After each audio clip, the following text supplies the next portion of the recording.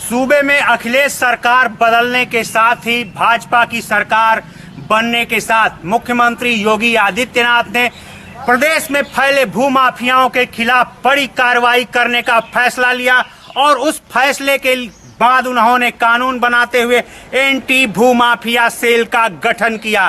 बता दें कि प्रदेश भर में बैठे हुए तमाम जनपदों, गांवों, कस्बों, शहरों के भूमाफियाओं के जेहन में सिहरन पैदा हो गई, लेकिन गाजीपुर के भूमाफिया लगातार सक्रिय रहे। उन्होंने सरकार दर सरकार इस खेल को अंजाम दिया है। पिछली सरकार में मजबूती से भूमाफियाओं ने तमाम लोगों के साथ चीटिंग करते हुए, उनके साथ अन्याय करते हुए उनकी जमीनें अपने नाम करा ली थी, लेकिन अब योगी सरकार में भी अगर उनका खेल जारी है तो इस पर अधिकारियों और तमाम उन जिम्मेदार लोगों के खिलाफ बड़ा साजिश का खुलासा होता है। बता दें कि ये गाजीपुर जनपद का मिरना सिक्का ग्राम सभा है, जहां पे बुजुर्ग हैं जिनके साथ यहां के स्थानीय भूमाफियाओं ने चीटिंग करते हुए अपने नाम इनके खेत करीब 6 बीघे के खेत को अपने नाम करा लिया है, जिस पर इनकी खेती और तमाम कार्य होते हैं। बता दें कि गाजीपुर में इसके खिलाफ शिकायत होती है। सदर कोतवाली में करीब 9 लोगों के खिलाफ मामला दर्ज होता है, लेकिन अभी महीनों बीतने के बाद भी इस पर कोई बड़ी कार्रवाई होती नहीं दिखाई दे रही है। बता दें कि पिछले सपा सरकार के संरक्षण में काम करने वाले भूमाफियाओं ने योगी सरकार में भी अपने काम को अनवरत जारी किया है। हम इन लोगों से जानते हैं पूरा प्रकरण क्या है। क्या नाम है आपका? लक्ष्मीना। कैसे आपको वहाँ ले गए ये लोग? हमको पेंशन आवास को ले गए हैं जी बनवाने के लिए। हम नहीं पढ़े लिखे हैं तो हम कहा जाने कि हम कहाँ दस्तखत करते हैं। ऐसे ऐसे कर करके हमारे पूरी जमीन 6 बीघा ले लिए हैं। ये कौन ले गया था? अच्छे लाल। ये कौन है? कोटेदार मिन्नापुर सक्का का। यहाँ के कोटेदार हैं? हाँ। इनके अलावा आप किसी को नहीं जानते? अब हम कोई के नहीं समझते, देखते ही नहीं तो हम चिन्हब कहाँ से। ये जानकारी कब हुई कि ये खेत लिखवा लिया गया? खेत जब कागज आये तब जलने जा। कैसा कागज आया था? रजिस्टर अथवा लिया नोटिस आई। उसके बाद आप लोगों ने इनसे संपर्क किया जो ले गए थे दिलाने के लिए? गए जब पूछने के लिए तो भागने पर आए, घर में लुकने लगे। पुलिस बुलाए, पुलिस के साथ भाग गए कोतवाली। अब पुलिस वाले लेके अपन चल गए। अमन की सुनवाई कोई नहीं कर रही है।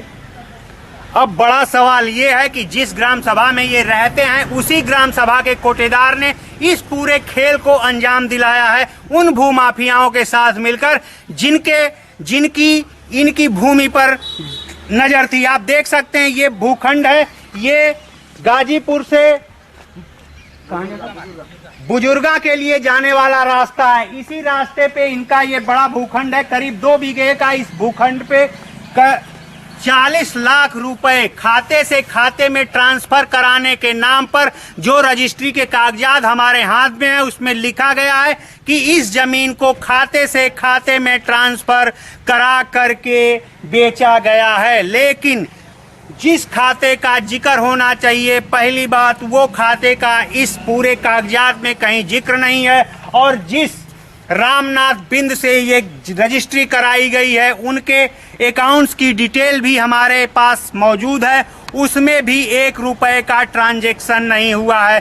बड़ा सवाल ये है कि रजिस्ट्रार जिनकी जिम्मेदारी है कि किसी भी जमीन के खरीद फरोख्त की पूरी शुचिता बरती जाए, और रजिस्ट्रार के रहते हुए इस तरह से सीधे खुलेआम भूमाफियाओं ने एक गरीब की जमीन अपने नाम करा ली है। हम इनसे जानते हैं कि कैसे इनको बरगला करके फुसला करके ले जाया गया।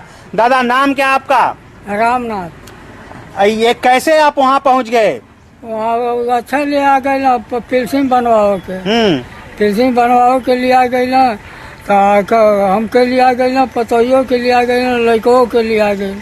ले आ गई ना तो ना बना तो फिर दूसरा दिन कहता हूँ कि नहीं चला। दूसरा दिन तो 2 बार ले गए? हाँ 2 बार ले गए ना। 2 वाला ले गई ना, तो अंगूठा लगवा लेना। पूरी तरह से साजिश के तहत इनके परिवार को तितर बितर करने के लिए भूमाफियाओं ने साजिश रची। ये इनके 2 बच्चे हैं, इनकी ये बहू हैं। पहले इनके खेत को इनके नाम कराते हैं ताकि परिवार आपस में उलझ जाए और भूमाफिया अपने मंसूबे में कामयाब रहें। बता दें कि गाजीपुर जनपद में तैनात वर्तमान जिलाधिकारी सूबे के सबसे तेज तर्रार और ईमानदार अधिकारियों में गिने जाते हैं। अब उनके मातहतों का ये खेल योगी सरकार पर बड़े सवाल खड़ा कर रहा है। प्रखर पूर्वांचल के लिए राजीव पांडे के साथ अरुण सिंह, गाजीपुर।